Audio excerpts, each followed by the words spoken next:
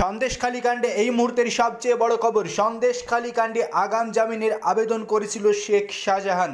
সেই জামিন মামলাতেই ইডির আইনজীবী বিস্ফোরক যুক্তি দিলেন।